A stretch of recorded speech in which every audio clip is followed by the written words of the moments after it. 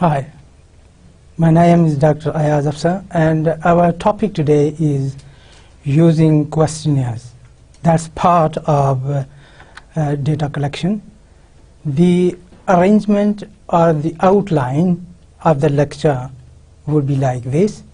First, we'll begin with ethical issues in designing a questionnaire, approaching the planning of a questionnaire, type of questionnaire items, asking sensitive questions, avoiding pitfalls in question writing, sequencing the questions, and questionnaires containing few verbal items, layout of the questionnaire, covering letters or sheets and follow-up letters, piloting the questionnaire, practical considerations in questionnaire design, administering questionnaire, and finally with processing questionnaire data.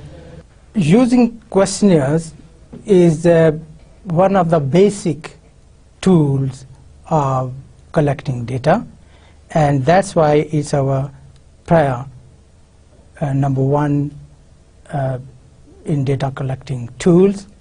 We'll begin with the first issue, that is the types of questionnaire or type of questionnaire used in educational research. But there are two types, two categories of questionnaires. One is called closed questionnaires or closed questions used in a questionnaire, and the other one is called open questionnaire, and we'll compare them in a minute. Then we'll discuss different scales of data, and a number of scales will be explained in due time. We'll look at the dangers of assuming knowledge of viewpoints while taking research or while designing a questionnaire.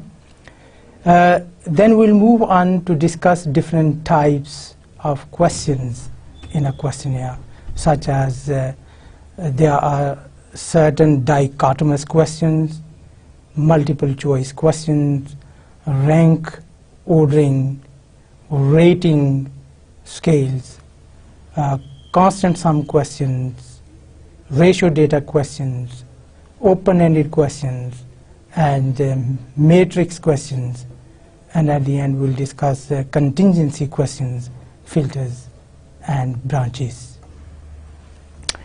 But before we discuss in detail of these, let's begin with our first topic, that is ethical issues in designing or using questionnaires as a research tool. Well, these ethical issues are related to the respondents. You can't force the respondents to complete a questionnaire.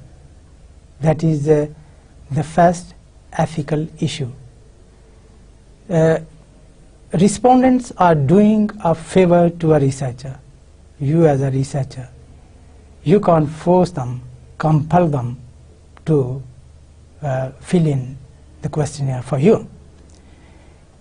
It should be the right of the respondent to withdraw at any stage during the research, or not to complete particular items in a questionnaire.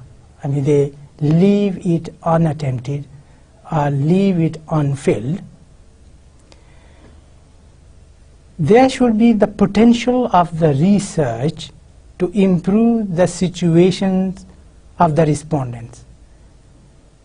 The respondents might be thinking how that data provided to the researcher and their response would be beneficial for the respondent, or other way the community in large. Then there should be the guarantee that the research will not harm them as respondents. So there is no maleficence in getting the information from the respondents.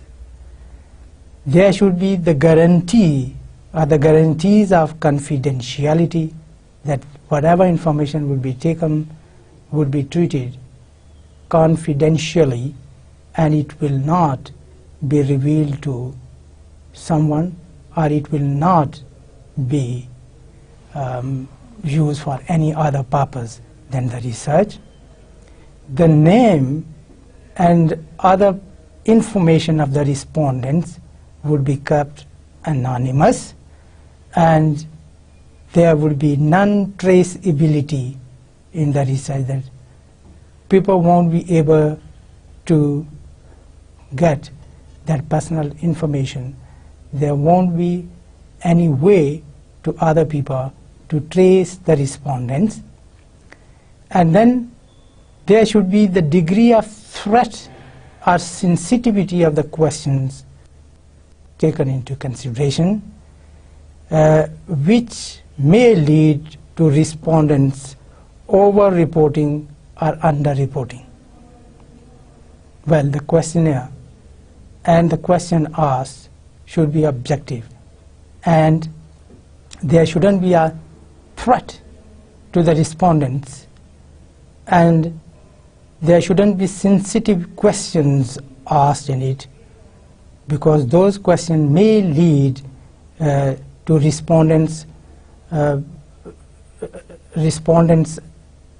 replies or respondents' response either in over generalized or overrated, or it is underrated. It should be exactly what the respondent wants to say, not the personal agenda of the researcher.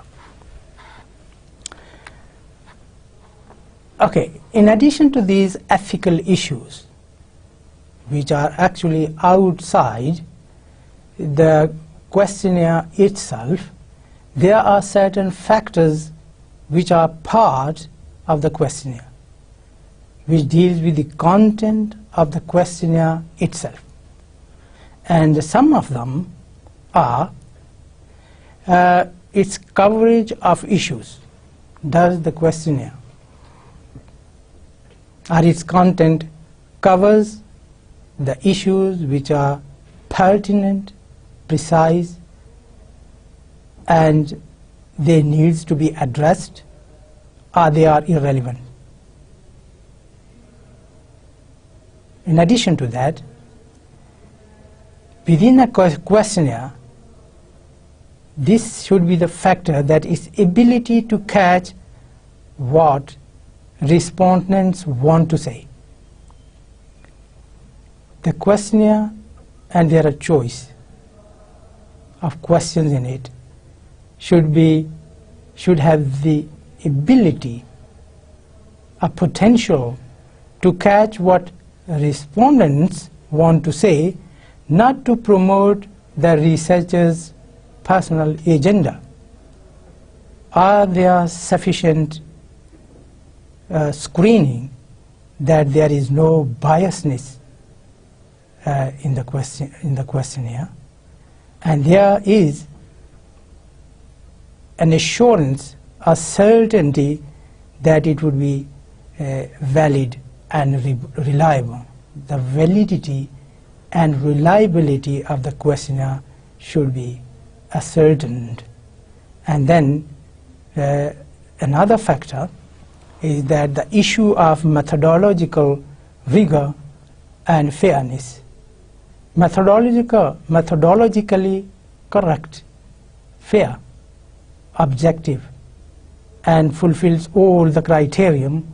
It is not only the criterion of its skills, but it is also criterion of ethical issue, and respondents may ask about that.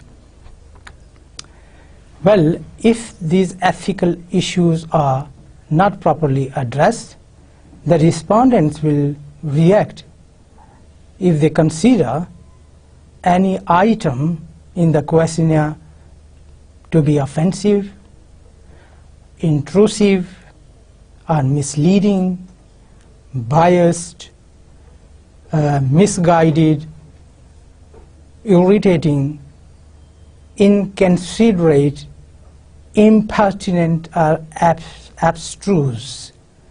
For respondents will react, and they have right to react if they find any of these, and we'll be discussing the language of the questionnaire in a minute in the following sections. So the reactions of the respondents are important, and they need to be catered if the results are, the respondents will react if they consider an item in a questionnaire has any of these features I have just mentioned. The next issue, when you have accommodated, addressed the issue of ethical issue, the next stage is how to plan a questionnaire. So while planning a questionnaire, researchers have developed some of the points which need to be addressed and kept in mind. And some of them I have noted and I'll discuss here. Number one, before planning a questionnaire, you need to decide what's the purpose and objective of the questionnaire. Aims, objectives, and purpose should be clearly stated. Number two, before planning the questionnaire, you need to decide what would be the population and what would be the sample you will be taking from that population. Number three, you have to generate the topics, constructs, concepts, issues to be addressed, and what type of data you will be required in order to meet the objectives of your research. And for that purpose, you can do some literature review or literature browsing we have discussed already in one of our sessions, or you can do pre-pilot. And by pre-pilot means that you need to give those that questionnaire to some of your friends or people you are familiar with, and they are of the same nature or same skills or same level to which you are going to administer those questionnaires. They could be in the form of focus groups and maybe semi-structured interviews. So it's better to pilot the questionnaire before it is finally sent to the respondents. At the planning stage, you also need to think about and decide the kinds of measures, scales, questions, responses you will be required. So planning at this stage and looking at how you will be going to analyze it is important for any planning of a questionnaire. If you will make plan at this stage, you include and address these issues, those would be beneficial later when you will be analyzing your data. It will facilitate you and it will be easier to do it. Otherwise, it will be very hard to fix these problems at the stage of analysis. Okay, the next point is you need to write the questionnaire items, the questions itself, the points you want to make, you want to ask your respondents. And then in the planning, next step in your planning, you need to check that each issue that is discussed in point number 3 above has been addressed using several items for each issue.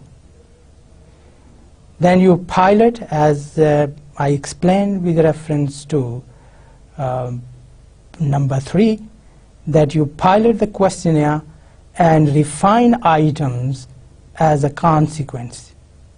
And finally, you administer the questionnaire.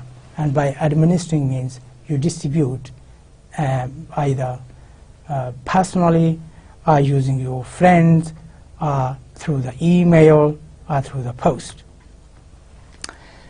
Well, here you will see when you are generating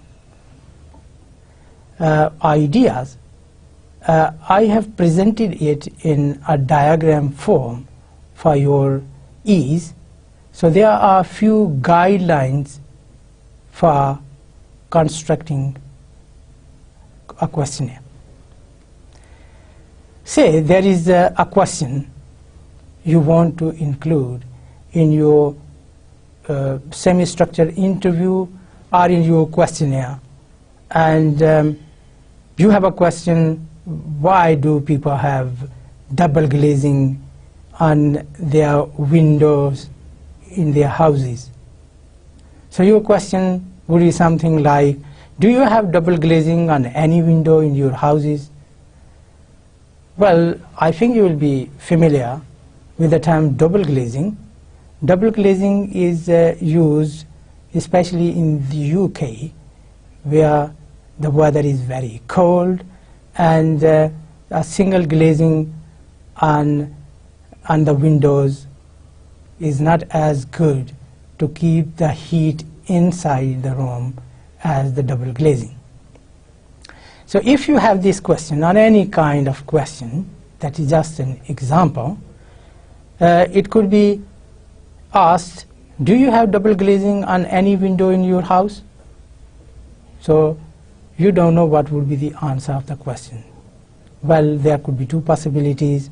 One would be, some people would say yes, others might say no. So if it is yes, then what is your strategy to ask further or probe further to that person? Well, next logical question would be, do you have it fitted? If the answer was yes, do you have it fitted, or was it here beforehand? I mean, before you hired this, or you rented this room or a house.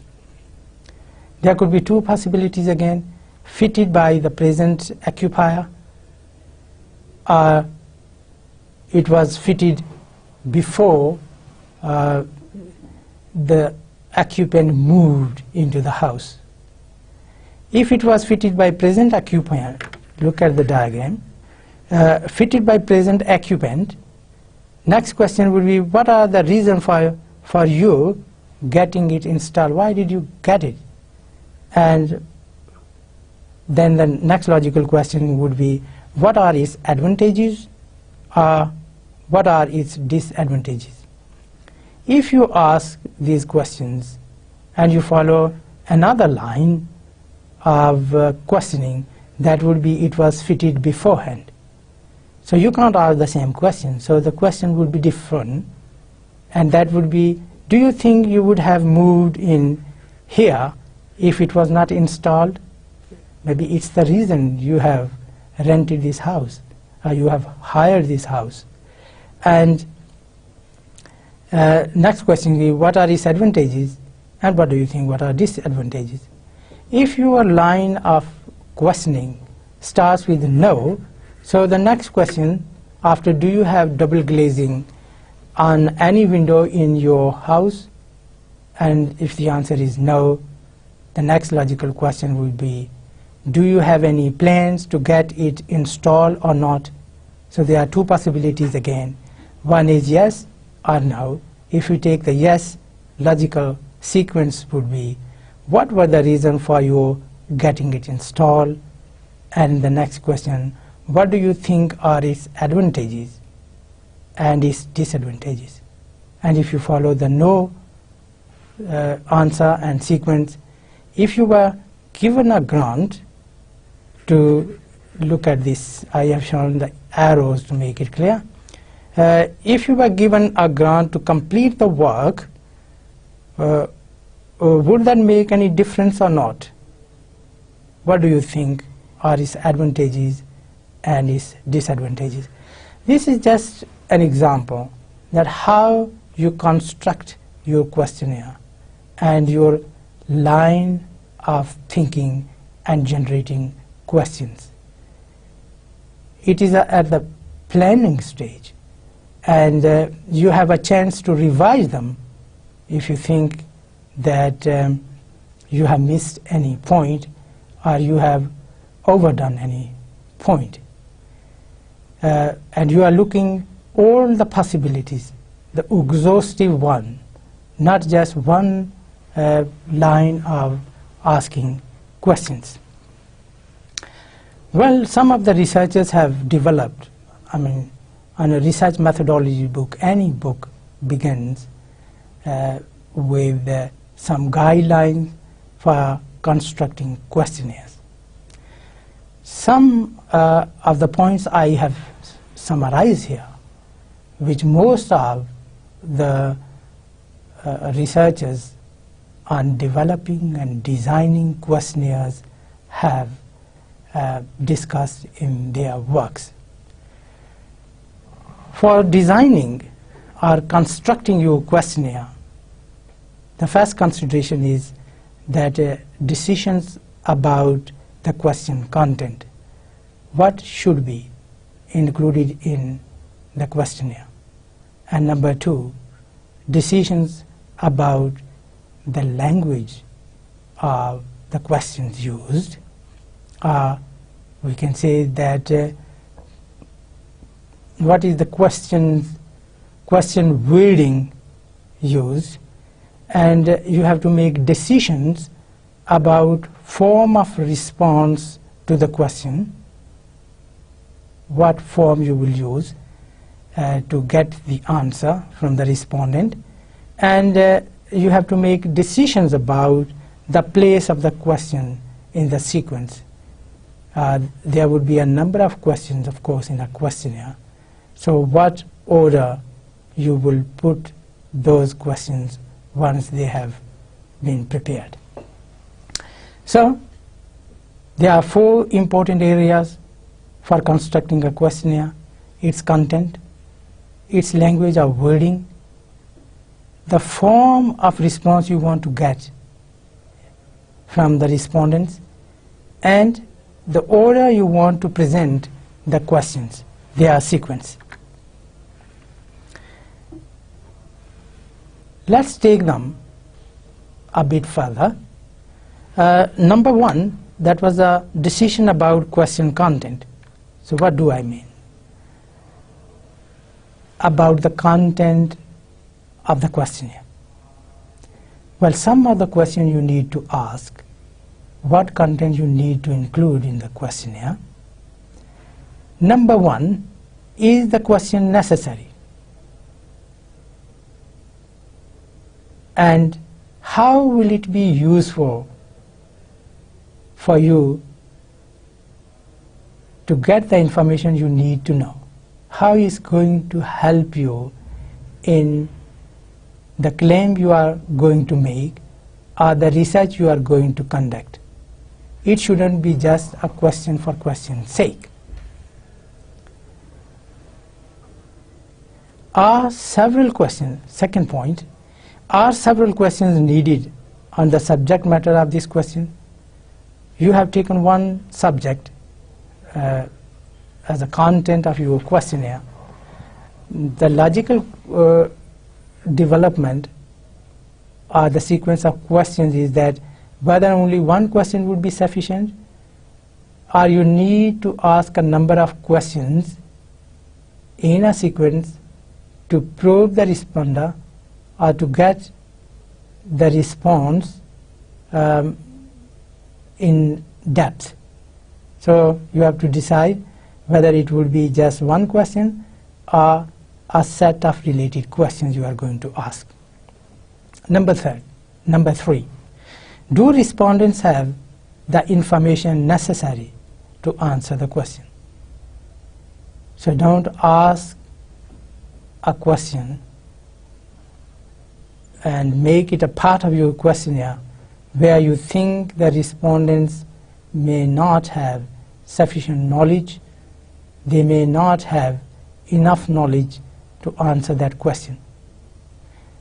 I'll explain in detail later on what would be the situations in which a respondent may not have enough information.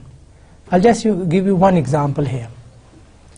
Well, if you ask your students about who is responsible for revising the syllabi in your college, of course students may not have that information.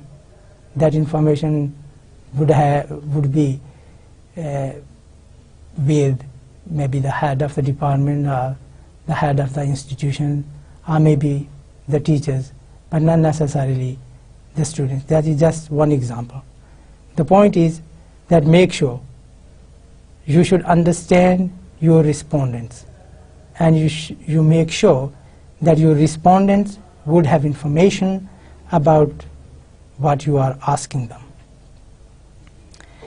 Number 4, does the question need to be more concrete, specific, and closely related to the respondent's personal experiences? So it would be better that the respondents should relate it with their personal life. It would be easier for them to respond. If they don't have an experience of that one, it might not be easier for them to give a precise answer or response. Number 5, is the question content sufficiently general and free from spurious concreteness and specificity? Is the question content sufficiently general and free from spurious concreteness and specificity? And number 6, do the replies express general attitudes and only seem to be as specific as they sound?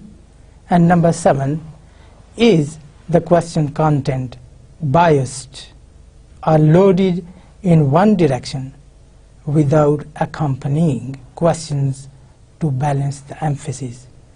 So is there any languages related with the languages, any kind of biasness or that is value-laden, or dictating the respondents to think in a particular line of logic? And will the respondents give the information that is asked for, or they won't give the information, maybe they would hold it. So these are the considerations, and you have to decide about the content of the questions you are going to ask in a questionnaire. So that was about the content. Now let's look at what decision you need to make about questions, words, wording or language. Well, about the wording, the language of the questionnaire, you need to keep these points and make decision about them. Can the question be misunderstood? Ask yourself. Can the question be misunderstood? Does it contain difficult or unclear phraseology or words or language? Number 2, does the question adequately express the alternative with respect to the point? What are the alternatives with respect to the point you are asking? Is the question misleading because of unstated assumptions or unseen implications? So you need to think about each and every question you include in your questionnaire, and then you probe it and make sure that your questionnaire is free from these weaknesses. Question number 4 about the language of the question is the wording biased? Is it emotionally loaded or tilted or slanted towards a particular kind of answer? Means that it is manipulated in a way that the respondent should answer in a particular way. Is the question wording likely to be objectionable to the respondent in any way? Can they object on it? Is it offensive for them? Think about, would a more personalized wording of the question produce better results? And can you rephrase it? And finally, can the question be better asked in a more direct or a more indirect form? Well, you have to make these decisions about the language of the question.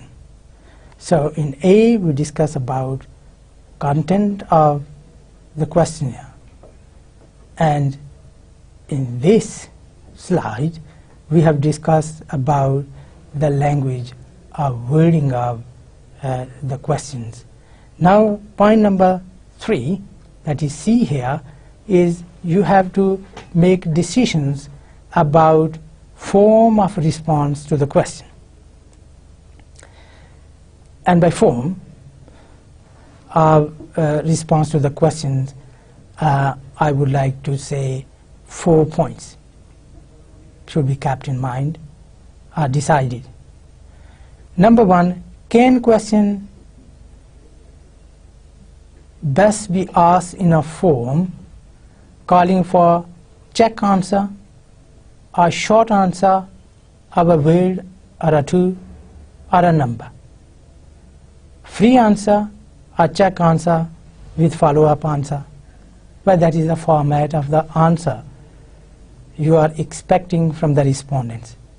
Will that would be like yes and no, one word, or it would be 2 words, or it would be an answer where they have to tick or check it.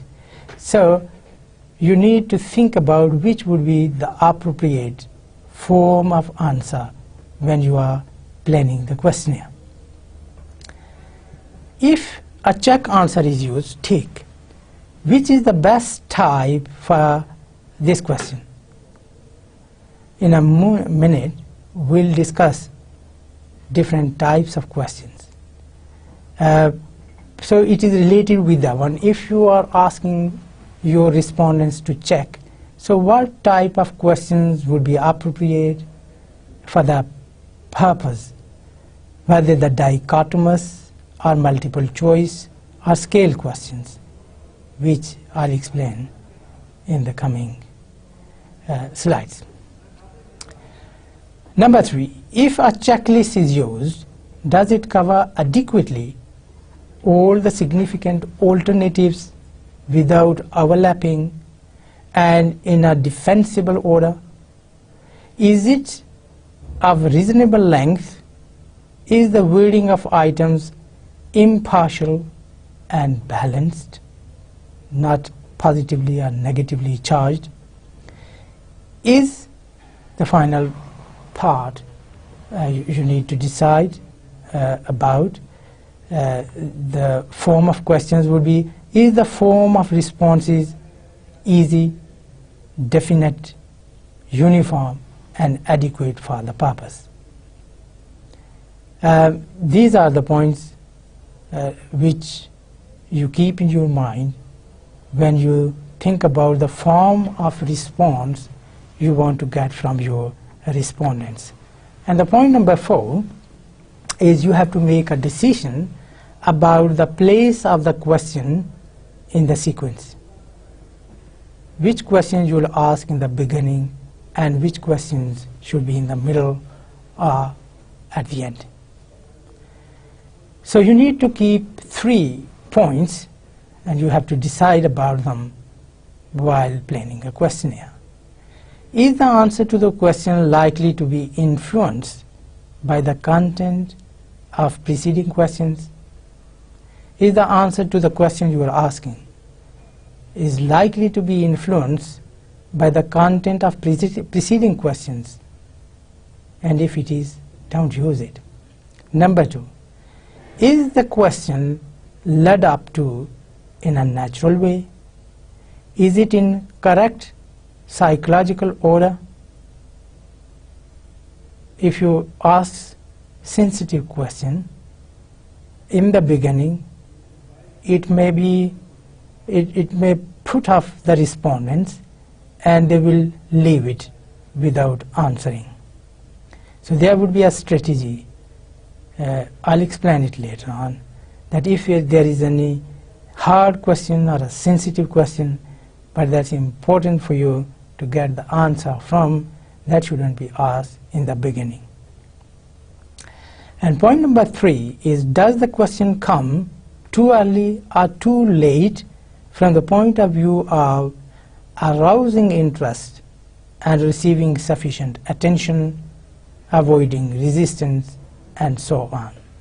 So these were the 4 points which are important while constructing a questionnaire, by looking at each question and looking at how the contents of the questionnaire will be handled, how the wording will be used, and how the form of answer or response will be asked, and finally in what order you put the questions in your questionnaire.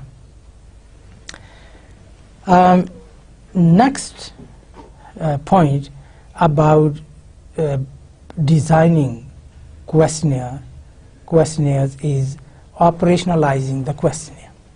And it means that you need to make it is clear on its purposes.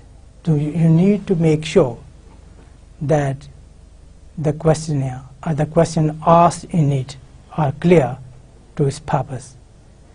That whatever you have included is going to give you the answer you are looking for. Make sure that it is clear on what needs to be included or covered in the questionnaire in order to meet the purposes of your research. You need to ask, is this questionnaire, a number of questions, exhaustive in its coverage of the elements of inclusion? What you have included is sufficient to get the answer you need? And is the questionnaire ask the most appropriate kinds of questions? And does the questionnaire elicit the most appropriate kinds of data to answer the research purposes? And does it ask for empirical data? So these are some of the questions about the questionnaire, some of the points you need to address while designing your questionnaire. Well, there are different types of questionnaires, and sometimes they are classified or categorized according to the way they will be used. Well, if they are used face-to-face, that you do it yourself, and if there are any question and you answer that on the part of the respondents, then we use a term that is a kind of survey. But most of the questionnaires are distributed, and there is no direct interaction between the researcher and the respondent. On the basis of the items you include in your questionnaire, they could be called structured, semi-structured, and unstructured questionnaires. The structured questionnaire would be where it is very controlled and the answer is limited in the form of checks or yes, no, or ordering. Semi-structured would be that there would be some response in a, not just a check or not a one-word answer, but there would be some independence for the respondents to answer or say. And unstructured questionnaires are open-ended and respondents can answer anyway. And these are determined by the types of items or questions we include in a questionnaire. And basically, two types of questions are discussed in literature on designing questionnaires. And they are called closed questions and open questions. I'll discuss them in a minute. Closed, as I explained earlier, that there is little independence, freedom for the respondents to manipulate it. They have to check it or use one word for that one, or use a number for that one, or circle it. And open questions which are free and respondents can answer any way they like. Now we are in a position to discuss different types of questions which could be included in a questionnaire. Well, there are a number of questions which could be included in any questionnaire, and begin with the two major categories, whether they are the closed-ended questions or they are open-ended questions. And it is suggested that there should be minimum open-ended question.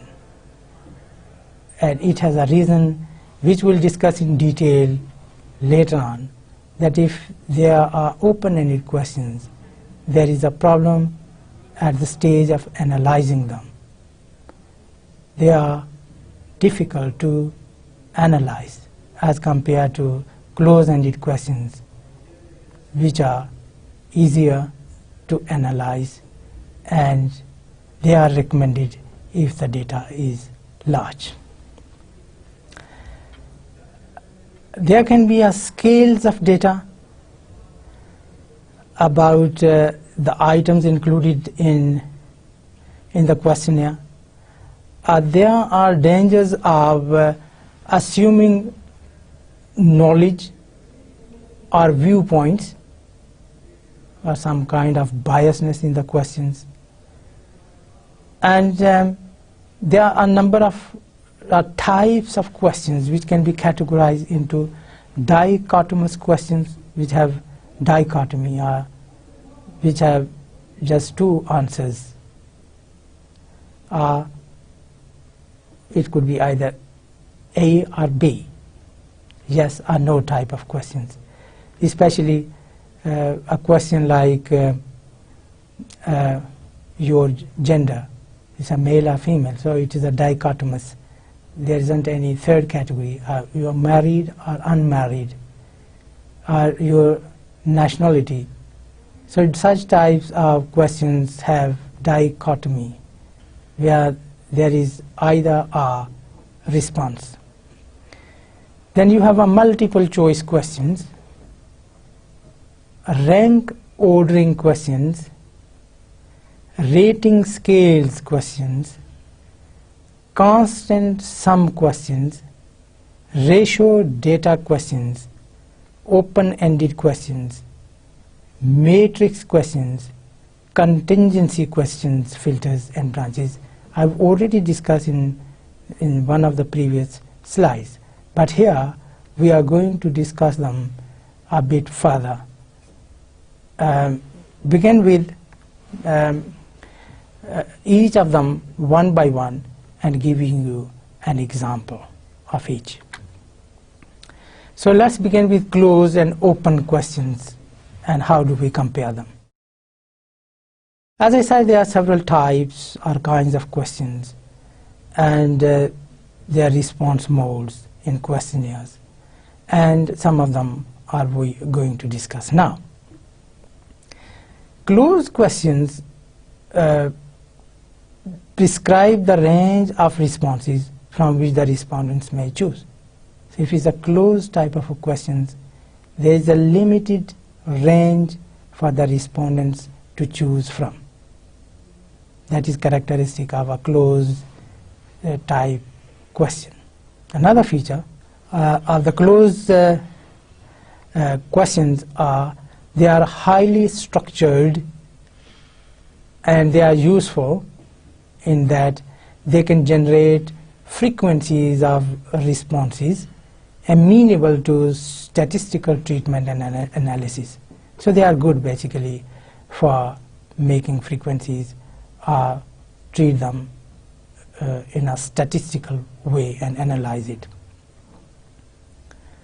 And they also enable comparisons to be made in the sample, and they are easier to code and analyze, especially in a word-based data.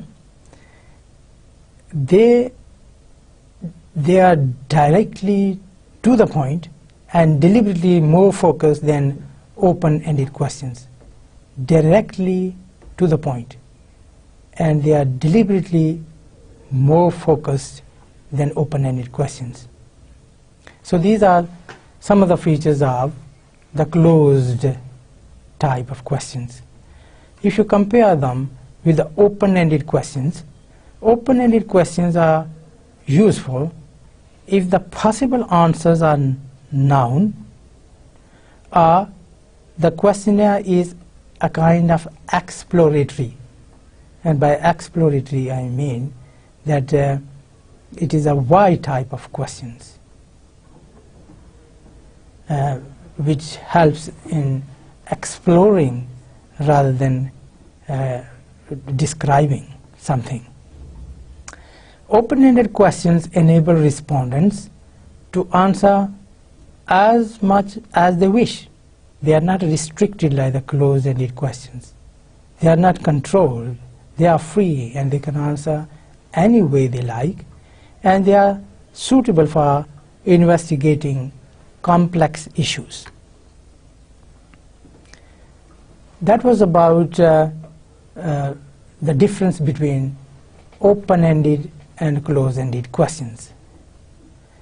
Now look at some scales of data and what type or level of data is produced. If you have a dichotomous type of questions where you have a dichotomy either or, the level of data you will receive or the scale you will receive would be nominal. Naming, we discussed in one of our lectures. If it is a multiple choice questions, again the level of data will be analyzed, or measuring unit will be used, and that is a nominal type of data.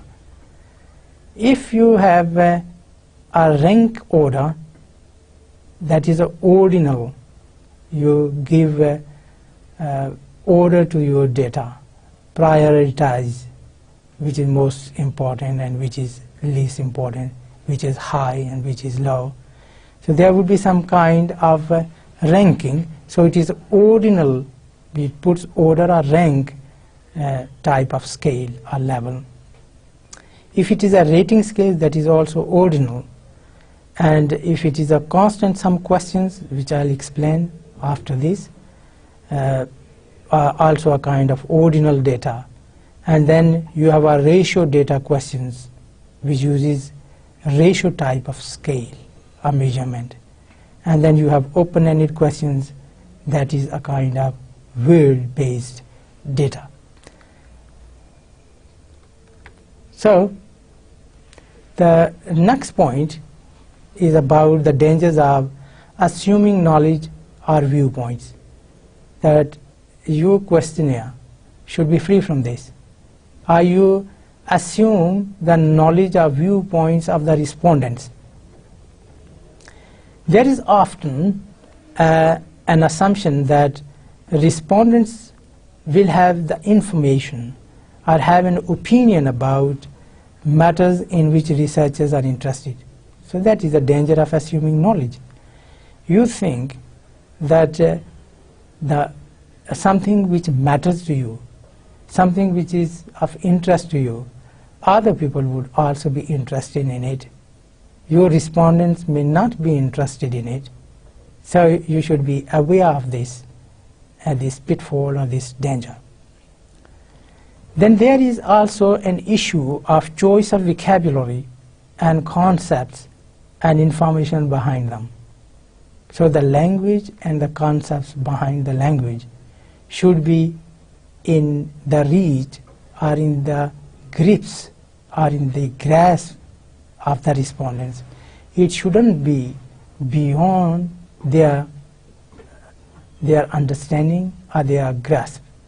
And especially it is related with if your research topic is highly technical one, and if you use some kind of jargon which your respondents are not familiar with. So you need to be aware of that. What are the limitations of your respondents? Now let's take those questions one by one and see the examples of each. So beginning with dichotomous questions. So dichotomous questions require a yes or no response. A dichotomous type of question provides a clear, unequivocal response, and it is possible to code responses quickly. These are certain features of a dichotomous. It's easy to code, and it provides a question in either form. The layout of a dichotomous questions can be thus, that say the topic is you want to ask about sex, please tick. So the option is either male or female, they have to choose one of them. So this type, if you have a list of questions you have prepared, you can categorize them into different classes, and one of them is the dichotomous type of questions. Then another type of question which I named above, here we'll discuss some of its features and an example, or a few examples. So multiple choice question, which is most favorite, and in most of the entry tests or TOEFL tests or IELTS tests, multiple choice questions are used, especially in reading comprehension or listening comprehension.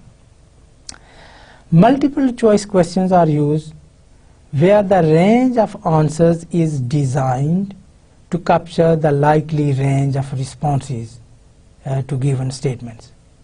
For example, if you have a question, the new intermediate English course is, and you give a number of options, and respondents have to take one of them.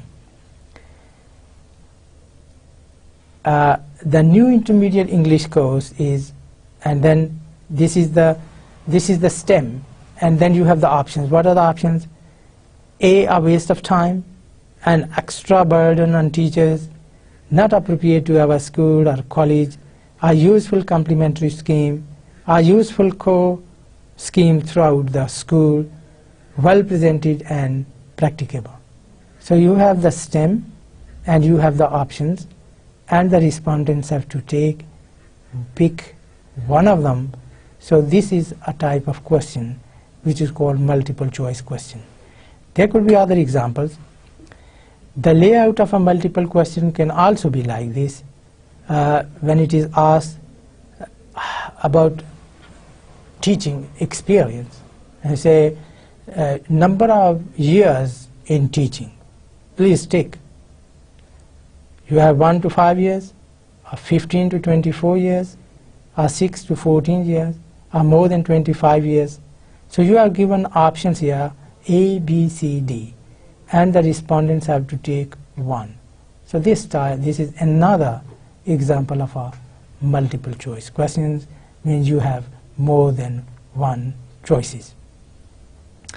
Another example is which age group do you teach at present? You may tick more than one. You are teaching infants, maybe in a infant school, or a primary school, or a secondary school, or a tertiary only school. Yeah? Other university or a college level is a tertiary. So again you have different options, and respondent is supposed to tick one or more than one in the option. Next type of a question is a rank ordering question.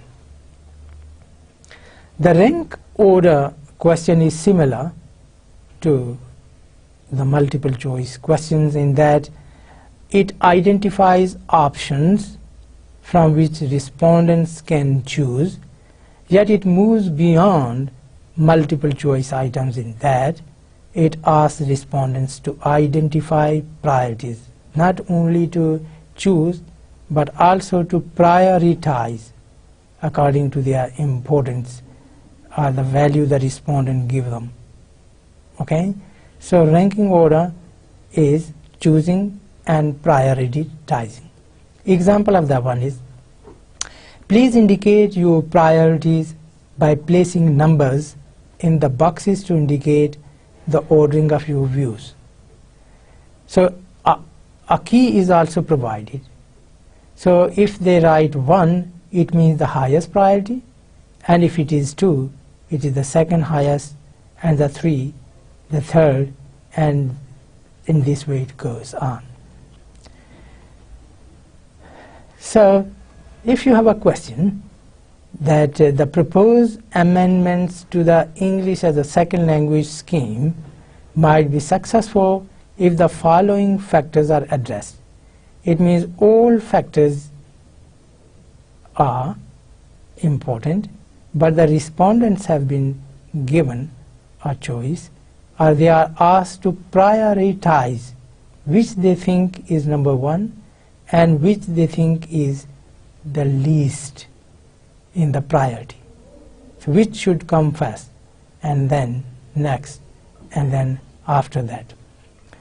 So the appropriate material resources in the department, the amendments are made clear to all teachers, the necessary staff development is assured, there are subsequent improvements to student achievement, the proposals have the agreement of all teachers, they improve student motivation, and they will raise the achievements of the brighter students, they work because their work becomes more geared to problem solving. Well, these are all factors, but they are provided as a help to the respondents, that they prioritize, read them and put them in an order, and order would be the most important to the least important. Another example of this rank ordering type of questions is, please place these in a rank order of the most to the least important by putting the position 1 to 5 against each of the following statements. Number 1 is being the most important and number 5 being the least important. Students should enjoy school.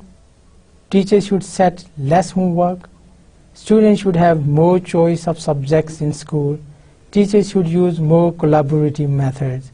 Students should be tested more so that they work harder. So again, it is a rank ordering. So there are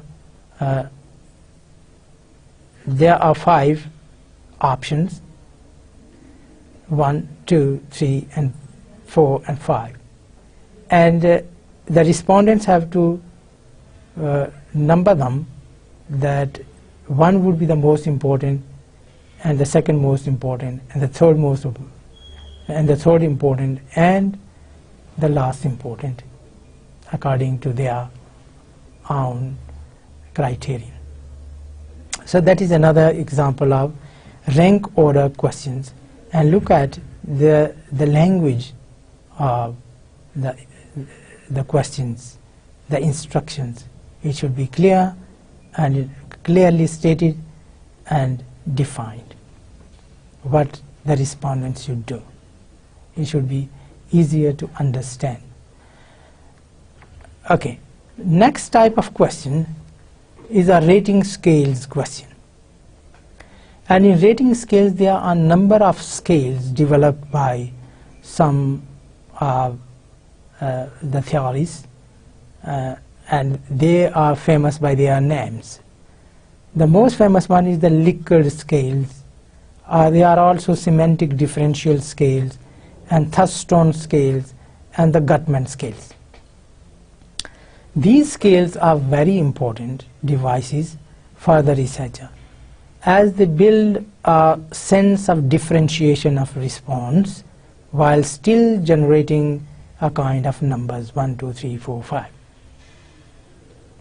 They provide a range of responses to a given question or statement. Let's take an example. If you have the question, how important do you consider work placement to be for secondary school students? How important do you consider work placement to be for secondary school students? And work placement means that give the students a chance to get an experience of working in a real life. And the key is provided. 1 means not at all, 2 means very little, 3 means a little, 4 means quite a lot, and 5 a very great deal. It is a kind of scale, or a Likert scale, where you prioritize from 1 to 5, and they are presented like this. So they have to choose one. So they are giving the numbers 1, 2, 3, 4, 5, but they are not giving a priority. They are giving a number, but they have a choice between not at all and a very great deal. Okay, another example of a scale is all students should have access to free higher education. And what options are given? That the respondents have to answer or respond by taking one of the options, and that is from strongly disagree to strongly agree. So 1 starts with strongly disagree, number 2 stands for disagree, 3 neither agree nor disagree, and 4 agree, and 5 strongly agree. So that is another second example of a kind of scale, a Likert scale. You have a ranking order layout, different types of layout or forms. So such scales could be set out in this way. You can say, please complete the following by placing a tick in one space only, as follows. 1 would be strongly disagree, 2 disagree, 3 neither agree nor disagree, and 4 agree, and 5 strongly agree. Another type of question could be, senior college staff should teach more. So you have to use the numbers 1, 2, 3, 4, 5, and you know 1 means the strongly disagree, and the 5 means strongly agree, and in one of the boxes you check. So what's your opinion, and how strong your opinion is? Are you neutral on that issue, or you have a strong positive or negative inclination towards that?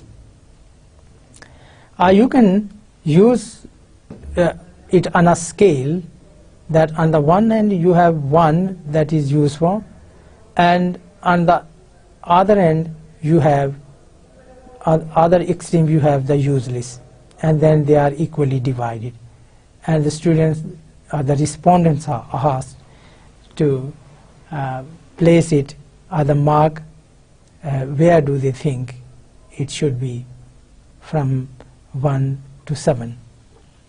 So either it could be scale from 1 to 5, or you have to develop a scale. It could be from 1 to 7. It is suggested in literature on developing questionnaires that the options shouldn't be 3, and there is a reason that people usually choose the middle one. So when you have to give them, respondents shouldn't be, they would be directed, or they would be inclined to take the middle one.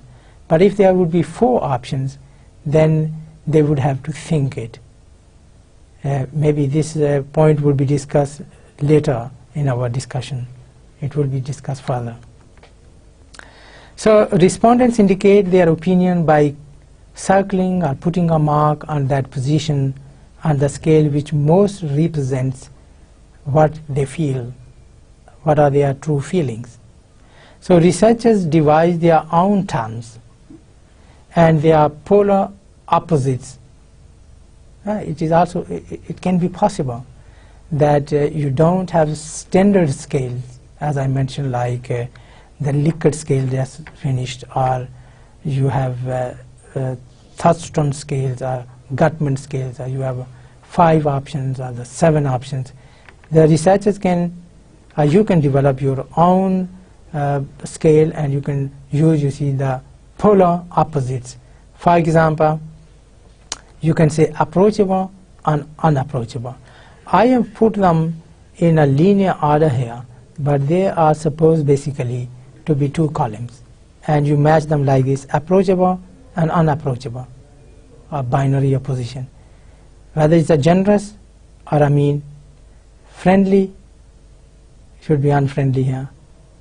It's a caring, friendly and hostile, caring and uncaring, attentive, inattentive, hardworking or lazy. So these are not the only words used. There are several commonly used categories in rating scales, and some of them I have summarized here. So what type of language could be used in those scales? Well, first one is the same as we have discussed, that you begin with strongly disagree, disagree, neither agree, nor disagree, agree, and strongly agree. Strongly disagree, disagree, neither agree nor disagree, agree, strongly agree. But not necessarily you will always use the same words. There could be other words. For example, you can say very seldom, occasionally, quite often, very often. Or you may say very little, a little, somewhat, a lot, a very great deal. Another the set of phrases: never, almost never, sometimes, often, very often. You can use not at all important, unimportant, neither important nor unimportant, important, very important. You can use very true of me, very true of me, a little bit true of me, don't know, not really true of me, a very untrue of me.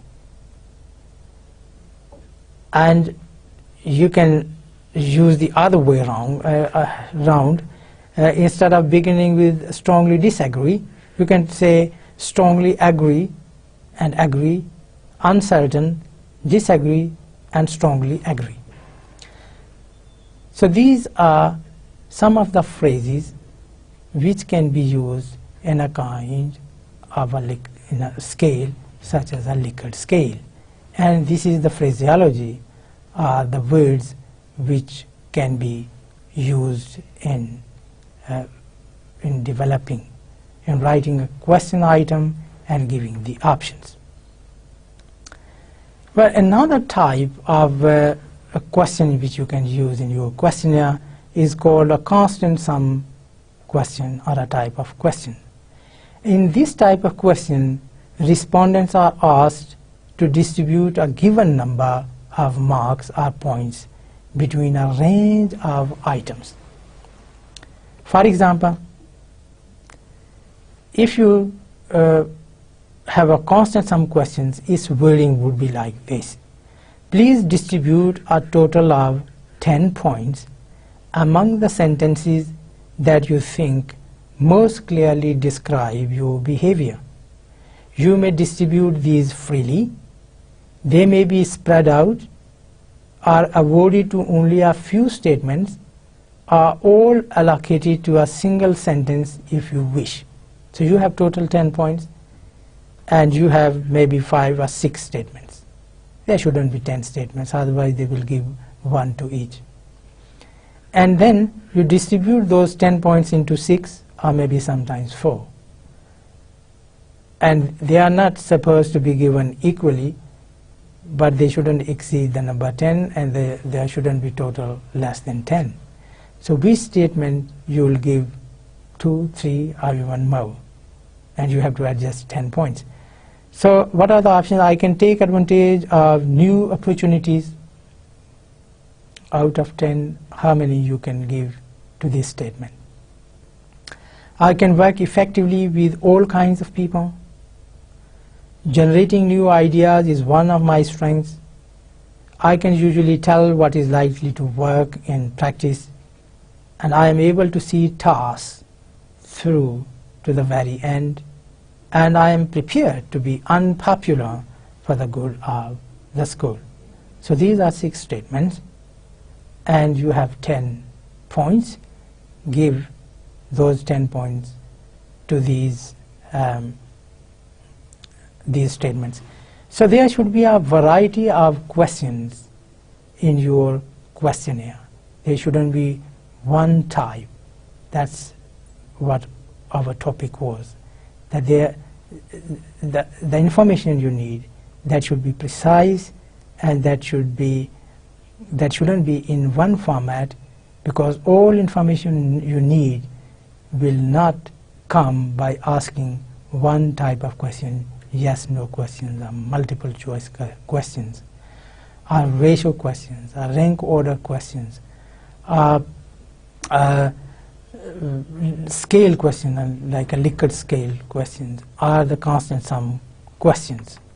Finally, we'll discuss ratio data questions.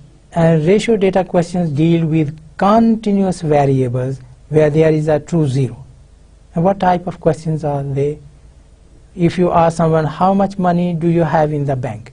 So there could be a true zero, zero, nothing. Or it could be in millions. That could be anyone. So that is why it is called a continuous one. So there can't be an answer like yes or no. So it can't be a dichotomous, or there can't be any priority. So it depends, you see, what type of information you need, and according to the information you need to frame the question. Another, how many times have you been late for school, and how many marks did you score in the mathematics test? How old are you in years? Here no fixed answer to category is provided, and the respondent puts in the numerical answer that fits his or her figure. Well, we started with using questionnaires as a tool for collecting data. It is one of the powerful tools used in many disciplines, including educational research. We have discussed in an order a number of points which are related and which should be kept in mind by the researcher in designing a questionnaire. Some of them were related with the content. Well, we started with some ethical issues in designing a questionnaire. Then we discussed what should be included related with the content, about the language, about the form of question, and about the scale it will be measured during the analysis.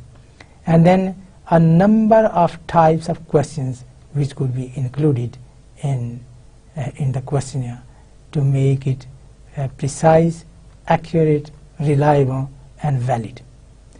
That's it for today, and we'll continue this topic in our next session as well, because some of its points, like how to administer it and how to analyze it, and maybe a few more types of questions need to be addressed further. Well, that is the end of today's session. Thank you very much for listening.